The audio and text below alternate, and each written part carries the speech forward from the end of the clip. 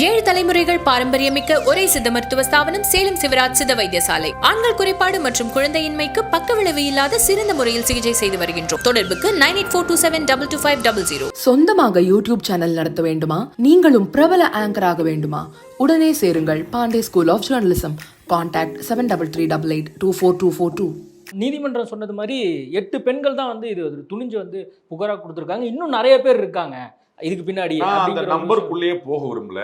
ஒரே ஒரு பெண்ணா இருந்தாலும் அவருடைய துணிச்சல் வந்து போற்றுதற்குரியது. அது வந்து நம்ம வந்து அவங்க காலில் விழுந்து கும்பிடணும். நல்ல வேலை ஒரு பெரிய ஒருவேளை யோசிச்சு பாருங்க, வராமலே போயிட்டாங்கன்னு நமக்கு வந்து நம்ம தான் அசிங்கம், குடும்பத்தால் அசிங்கம், நம்ம வெளியில் தலை காட்ட முடியாதுங்கிற மாதிரிலாம் போய் அது எப்படி இந்த ஊடகங்களுடைய பொறுப்பற்ற தன்மை ஒரு வரி மட்டும் சொல்லிட்டு அப்புறம் நீங்கள் கேட்டாவது இந்த பொள்ளாச்சி பயங்கரம் சொல்லிட்டு ஏதாவது கீழ்ப்பாக்கம்னாலே மனநலம் பாதிக்கப்பட்டவர்கள் இந்த மாதிரி ஆக்கிட்டணும். கீழ்ப்பாக்கம் ஒன்றுலாம் கீழ்ப்பாக்கத்தில் சேர்க்கணும்.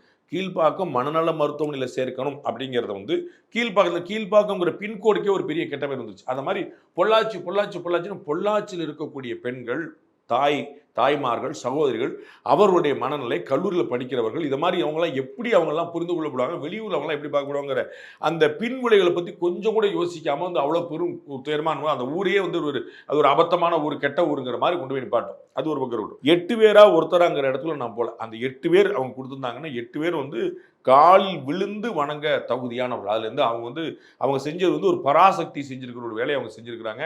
பெரிய அவங்க மட்டும் வராமல் போயிருந்தா இந்த 9 பேரும் வந்து நிரபராதின்னு வந்திருப்பாங்க. ஏன்னா பார்த்துப்போம்ல, சந்தேகத்துக்கு கொஞ்சம் வாய்ப்பு இருந்தாலும் அதை வந்து குற்றவாளிக்கு தான் கொடுக்கணும் அப்படிங்கிறத நம்ம வந்து பார்த்துருக்கோம். நம்ம நிறைய சினிமாலாம் பார்ப்போம்ல, அதெல்லாம் பார்த்துப்போம். ஸோ சந்தேகத்துக்கு இடமற்ற வகையில் நிரூபிக்க தவறியதால் இதில் சிபிஐக்கும் கட்டாயமாக தமிழக காவல்துறைக்கும் சிபிஐ போலீஸுக்கும் சிபிஐ நீதிமன்றத்துக்கும் எல்லாருக்குமே நம்முடைய பெரிய நன்றிகள் உரித்தானோம். எல்லாத தாண்டி அது நீங்கள் சொன்ன அத்தனை பெண்களுக்கும் வந்து நம்முடைய சாஷ்டாங்க நமஸ்காரங்கள். அவங்க காலில் விழுந்து நீ பெரிய விஷயம் பண்ணதாயே, நீ இந்த மாதிரி நீ அவங்களெல்லாம் அம்பலப்படுத்தினால தான் ஒரு 9 குற்றவாளி இன்னைக்கு சிறைக்கு பின்னாடி இருக்கான். இல்லாட்டி அவனும் நிரபராதி போல 2 பேரில் காட்டிட்டு போய் நிற்பான். ஏன் இந்த அச்சமற்ற தன்மை நான் பலமுறை சொல்லியிருக்கேன், நீங்கள் பார்த்துருப்பீங்க.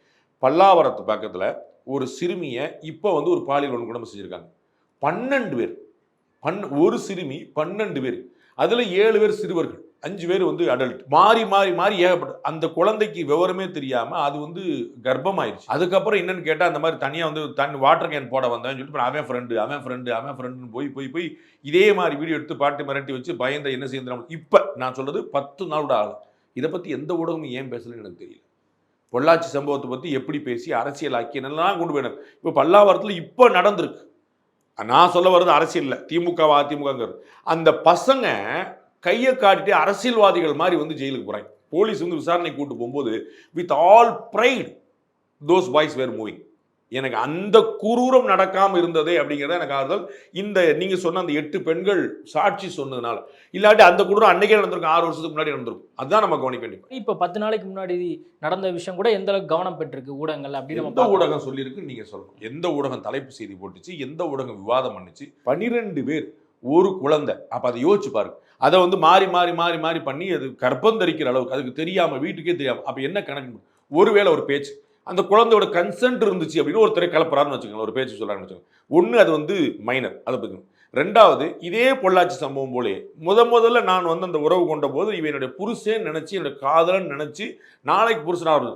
அடுத்தவன் 12. அப்போ 12 பேர் வந்து நிற்கிறாங்கன்னா இது எவ்வளோ பெரிய துயரம், எவ்வளோ பெரிய குரூரம், எவ்வளோ பெரிய ஒரு மோசடித்தனம் பாரு. அது மிரட்டி காட்டி என்ன செய்யணும்னு ஒரு ட்ராப்னு சொல்லுவாங்க பார்த்தீங்களா. அது ஒரு வலைப்பின்னல்ல மாட்டிக்கிட்டு வெளியும் வர முடியாமல் உள்ளவும் இருக்க முடியாமல் ஒரு விஷயம். அப்போ அதை எங்கே யார் கொண்டு போகிறா? இதுதான். அப்போ ஊடகங்கள் வந்து எவ்வளோ பாரபட்சமாக செயல்படுறாங்கிறது இதுதான். எதை செய்தியாக்கணும், எதை செய்தியாக்கக்கூடாதுங்கிறதுல அவங்களுக்கு ஒரு வேற உள்குத்து, அவங்களுக்கு ஒரு கணக்கு இருக்குதா? நான் சொல்கிற சம்பவம் நடந்தது இப்போ 10 நாளைக்குள்ள. இது வந்து துயரமான குரூரமான சம்பவமா இல்லையா? இதை நம்ம நடக்கலன்னு சொல்ல போகிறாங்களா?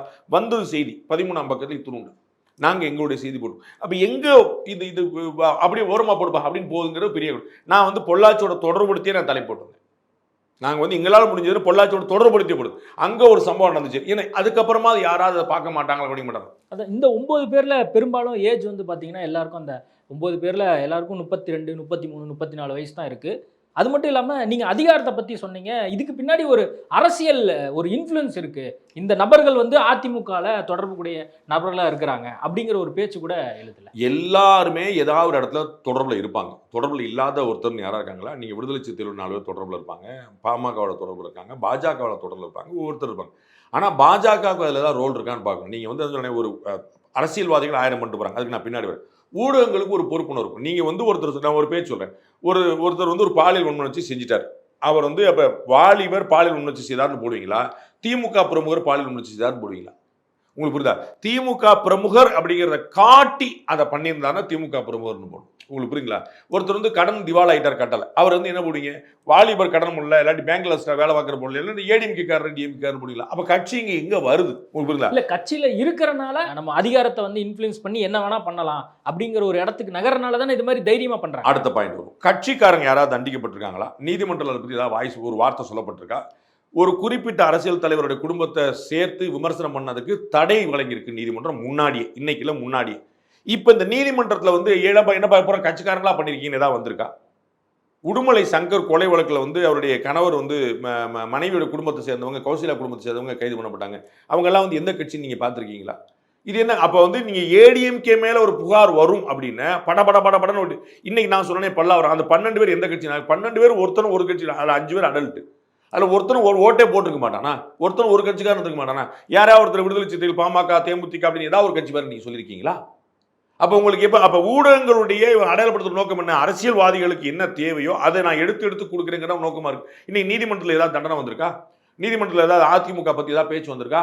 மாண்புமிகு முதலமைச்சர் சொல்றாரு, நாங்கள் வந்து சொன்ன மாதிரியே தண்டனை வாங்கி கொடுத்தோம், அதே மாதிரி நாங்கள் வந்து கொடநாடு வழக்கில் வாங்கி கொடுப்போம்.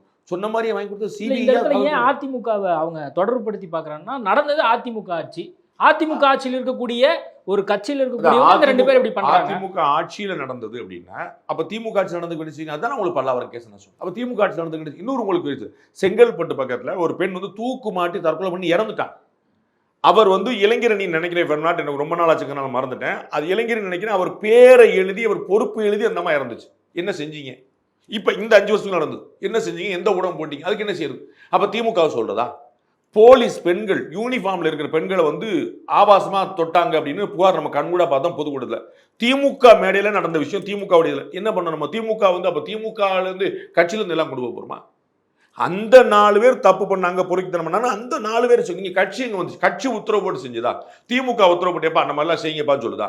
அதிமுக உத்தரவு போட்டு என்ன அராஜகம்? அப்ப அதிமுகவை நீங்க கட்சியா தொடர்படுத்தி சொல்லுவீங்க, மற்ற கட்சியில வந்து அப்படி பேச மாட்டீங்க அப்படின்னு என்ன கணக்கு? இல்ல, நான் சொன்ன உதாரணம் 2. ஒன்னு திமுக பிரமுகருடைய பெயரை குறிப்பிட்டு தற்கொலை நோட்ல இருக்கு. 2வது உதாரணம் திமுகவுடைய கூட்டத்தில் நடந்துக்கிட்டு பாதுகாப்பு போன போலீஸ். 2மே திமுகவோட தொடர்பு படுத்துது. உங்களுக்கு புரியுங்களா? அப்ப நீங்க திமுகங்கிற கட்சியை உள்ள கொண்டு வரீங்களா? கொண்டு வந்தீங்களா? எந்த ஊடகமாவது? இப்ப நீங்க சொன்னக்கூடிய 2 சம்பவமே அதிமுக ஆட்சியில இல்ல, திமுக ஆட்சியில் நடக்குது. அப்ப அந்த திமுக ஆட்சி வரனால அவங்களுக்கு வந்து அந்த துளிர்த்து போச்சு அப்படின்னு சொல்லுவாங்க. எந்த ஊடகமாவது இதுல நீங்க திமுகவை கொண்டு வந்தீங்களான்னு கேட்கு. நான் சொன்ன செங்கல்பட்டு சம்பவம் யாருக்காவது ஞாபகத்தில் இருக்குதான்னு கேளுங்க. வேலூர்ல ஒரு கூட்டு பாலியல் வன்கொடுமை நடந்துச்சு, யாருக்காவது ஞாபகம் இருக்கான்னு கேளுங்க. விருதுநகர்ல ஒரு கூட்டு பாலியல் வன்கொடுமை நடந்துச்சு, யாருக்காவது ஞாபகம் இருக்கான்னு கேளுங்க. பல்லாவரத்துல ஒரு கூட்டு பாலியல் வன்கொடுமை நடந்திருக்கு, யாருக்கா? இது நம்ம முன்னாடி கேள்விப்பட்டதே இல்லையே. பாலியல் வன்கொடுமை நம்ம எப்ப கேள்விப்பட்டிருக்கோம் சொல்லுங்க? இது எப்படி நடக்க ஆரம்பிச்சது? எவ்வளவு நடக்க ஆரம்பிச்சு? நான் சொல்ல பாருங்க, விருதுநகர்ல, வேலூர்ல, இப்ப பல்லாவரத்துல. நான் சொல்ல இந்த 5 வருஷம் 4 வருஷம் ஆட்சிக்குள்ள யாராவது ஏதாவது பேசுறீங்களா, கேட்டிருக்கீங்களா, வச்சிருக்கீங்களா? என்ன கணக்கு? எனக்கு ஒன்றும் புரியலையே. அப்ப திமுக எங்க வருதுன்னு கேட்குறேன், அதிமுக எங்க வருதுன்னு கேட்குறேன். அப்ப அதிமுகன்னு ஒரு வார்த்தை கிடைச்சா நீங்க அதை போட்டு துவச்சு அடிப்பீங்க. மற்ற ஆட்சியில் நான் சொல்றது 2லுமே திமுக காரங்க மேல புகார் வந்துச்சு. அப்ப திமுக ஆட்சியில திமுக காரங்க ஒரு புகார் இருந்தா திமுக உள்ள இழுத்துருக்கணுமா கூடாதா? அப்படி இழுத்தீங்களா? அப்ப திமுக மேல ஒரு புகார் வரும்போது அது கட்சி கொண்டு வராது, யாரோ 2 தனிநபர்கள் செய்தது. அதிமுக ஆட்சியில் ஒரு புகார் அதிமுகவே செஞ்சது. எடப்பாடி பழனிசாமியே பதில் சொல்லணும். என்ன கணக்கு? நியாயம் இருக்கா?